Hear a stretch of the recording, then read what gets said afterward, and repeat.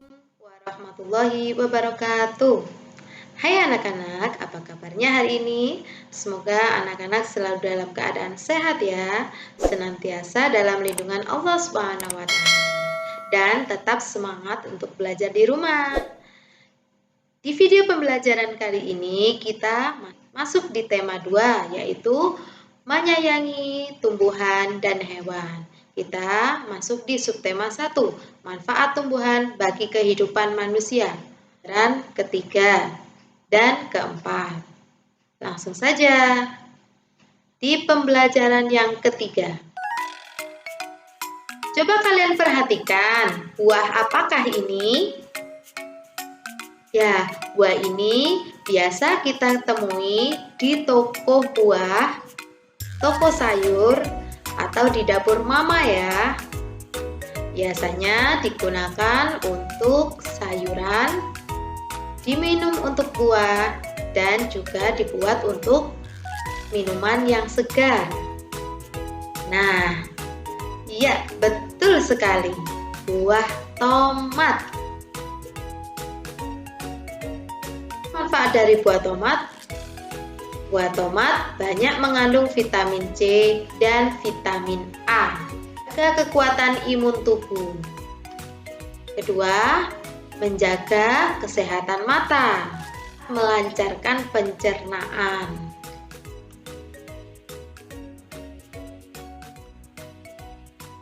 Nah, anak-anak, selanjutnya kita akan belajar tentang pola irama.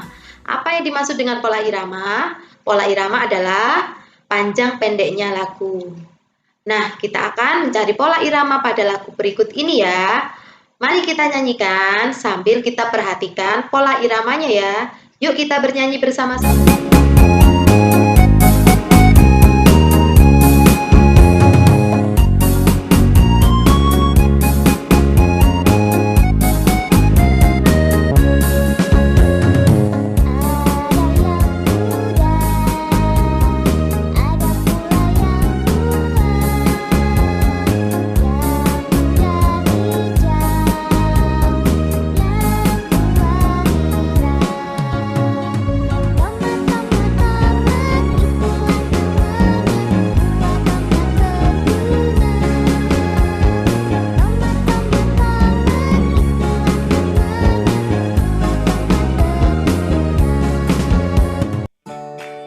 Anak-anak, kita akan mencari saja yang memiliki pola irama yang sama.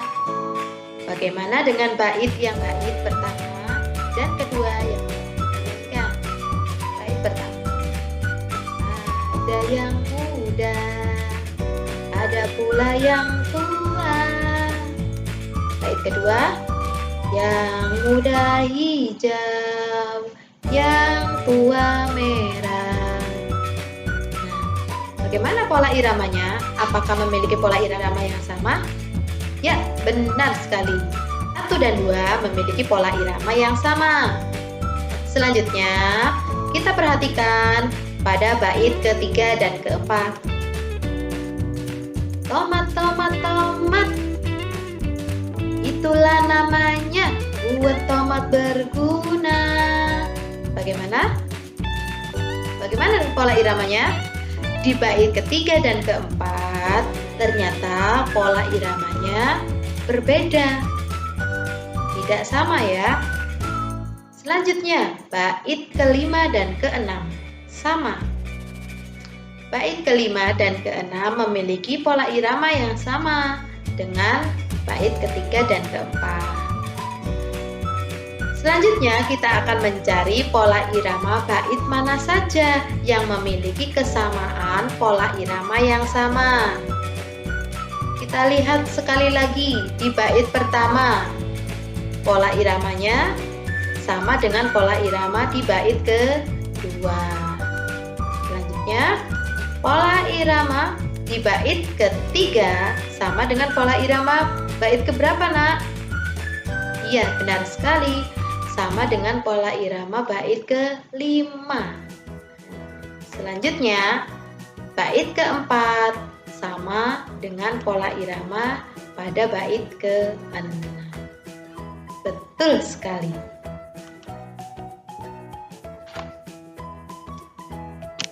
Tuhan menciptakan banyak tumbuhan.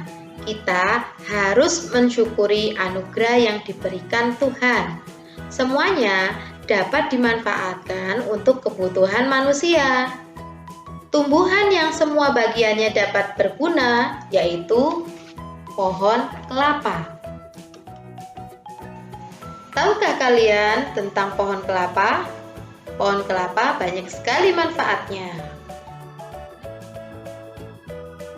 Pohon kelapa terdiri atas bagian ada daun, buah, dan batang. Daun pohon kelapa biasa digunakan hiasan janur, ketupat, dan yang lainnya. Daun pohon kelapa dapat dibuat menjadi sapu lidi. Sedangkan buah pohon kelapa biasa digunakan untuk membuat santan dan juga minuman segar. Batang pohon kelapa juga dapat digunakan untuk membuat rumah dan juga perabotan rumah tangga seperti meja, kursi, lemari, dan lain sebagainya. Tahukah kamu asal mula buah kelapa? Bacalah dongeng tentang kelapa di bawah ini. Setelah kalian membacanya, ceritakan kembali isi dongeng tersebut. Asal mula buah kelapa. Seorang laki-laki mendaki gunung yang tinggi. Ia ingin mengunjungi penyihir sakti. Penyihir sakti mempersilahkan laki-laki itu masuk ke pondoknya. "Wahai penyihir sakti, ada sesuatu yang ingin kumohon darimu," kata laki-laki itu sambil menunduk dengan hormat. "Aku ingin diberi sesuatu olehmu, agar aku menjadi seseorang yang sangat berguna bagi setiap orang." "Permintaanmu cukup bagus," sahut penyihir sakti. Ia mengeluarkan sebuah kotak hijau yang kecil. Ia berkata, "Kau baru boleh membukanya jika kau sudah tiba di rumah." Laki-laki itu menerima kotak hijau tersebut dengan perasaan gembira. Setelah mengucapkan terima kasih, ia berjalan menuruni gunung. Di tengah perjalanan, ia tergoda untuk membuka kotak hijau itu. Ia ingin melihat apa isinya, namun ia tidak jadi membukanya.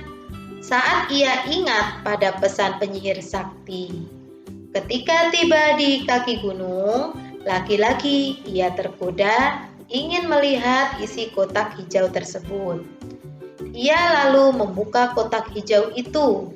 Tiba-tiba, laki-laki itu berubah menjadi pohon yang daunnya panjang dan buahnya besar-besar. Terdengar suara penyihir sakti dari puncak gunung. "Karena kau tak mematuhi kata-kataku, kau berubah menjadi pohon kelapa. Namun, permohonanmu tetap terkabul. Kau sangat berguna. Tiap bagian darimu berguna bagi manusia. Daunmu, buahmu, dan batangmu dapat dimanfaatkan manusia."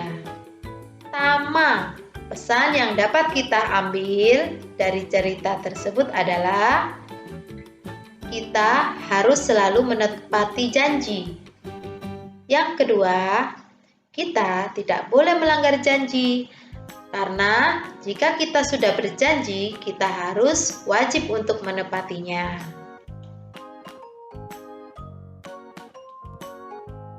Selanjutnya, pembahasan materi kita adalah sifat pertukaran. Dayu mengunjungi pamannya yang sedang panen kelapa di kebun. Ada 2 truk yang mengangkut buah kelapa hasil panen. Seorang pekerja menghitung buah kelapa di truk pertama sebanyak 425 butir. Di truk kedua ada 590 butir kelapa. Maka dapat kita hitung 425 ditambah 590 sama dengan 1015. Jika posisi gambar truk kita rubah seperti ini, apa yang terjadi? Coba kita hitung kembali. 590 ditambah 425 sama dengan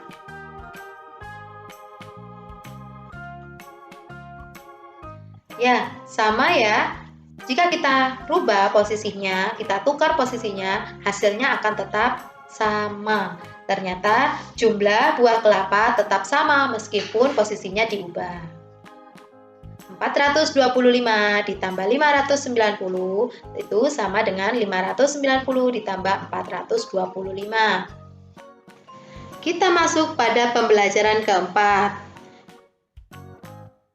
Siti dan Benny sedang mendiskusikan sebuah dongeng. Dongengnya menceritakan tentang bunga melati. Bunga melati ukurannya kecil dan berwarna putih. Baunya harum dan menyegarkan. Bunga melati biasa digunakan dalam tradisi suku-suku di Indonesia. Berbagai suku menggunakan bunga melati dalam pernikahan dan tari-tarian. Tadi apa tentang bunga melati? Ciri-ciri bunga melati? Iya, ukurannya kecil. Ciri yang kedua, berwarna putih. Ciri yang ketiga, harum dan menyegarkan. Dan yang keempat, digunakan di acara tradisional. Itu adalah ciri-ciri bunga melati. Selanjutnya, kita akan membaca dongeng tentang bunga melati yang baik hati. Yuk kita baca dongeng tentang bunga melati yang baik hati. Bunga melati yang baik hati. Di taman bunga kerajaan tumbuh berbagai macam bunga yang bunganya sangat indah. Para putri senang sekali memandang dan mencium bunga melati. Hal ini menimbulkan kecemburuan dari bunga-bunga yang lain. Bunga sedap malam. Aku tak habis pikir mengapa para putri suka sekali dengan dirimu. Bunga anggrek.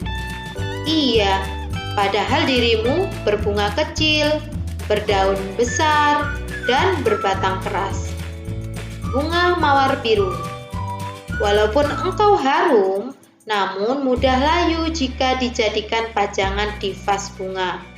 Karena pasti akan terlihat jelek jika sudah layu dipajang di sana. Bunga melati hanya diam dan tersenyum dan tetap tersenyum. Senyumnya yang manis membuat keharuman dirinya semakin merebak. Udara di taman bunga kerajaan bertambah wangi dan bertambah banyak kumbang yang datang. Sedap malam. Ternyata aromamu harum mengundang para kumbang datang.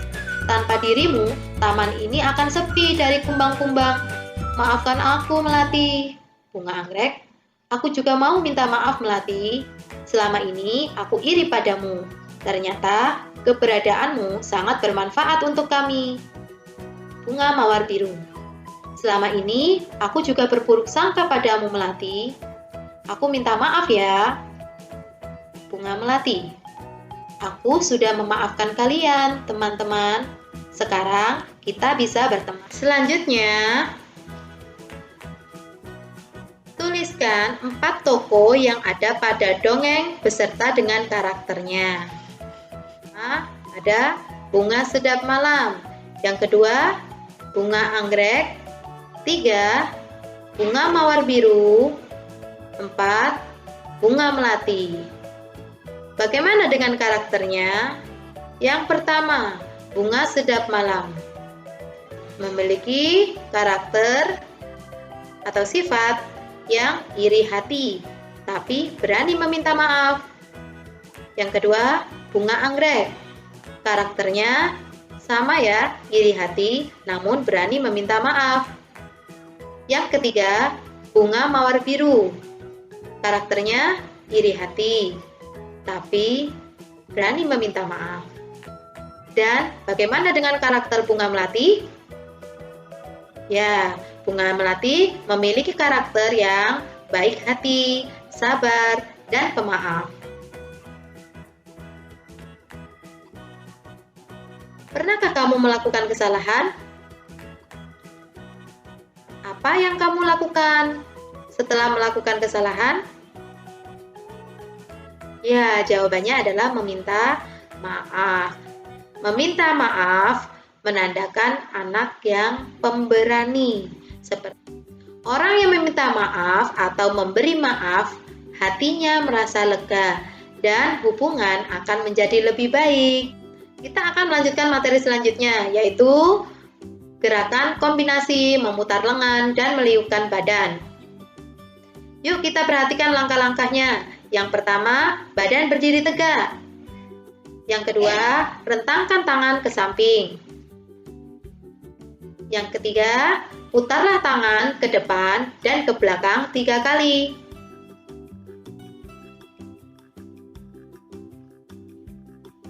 Yang keempat, badan berdiri tegak.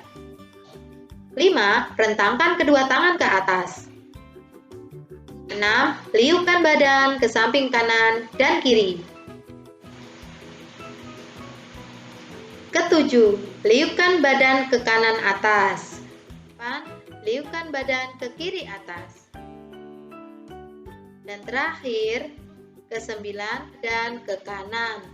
Liukkan badan ke atas, melentingkan badan. Sekian pembelajaran hari ini. Tetap semangat dalam belajar di rumah. Sekian video pembelajaran hari ini. Terima kasih. Assalamualaikum warahmatullahi wabarakatuh.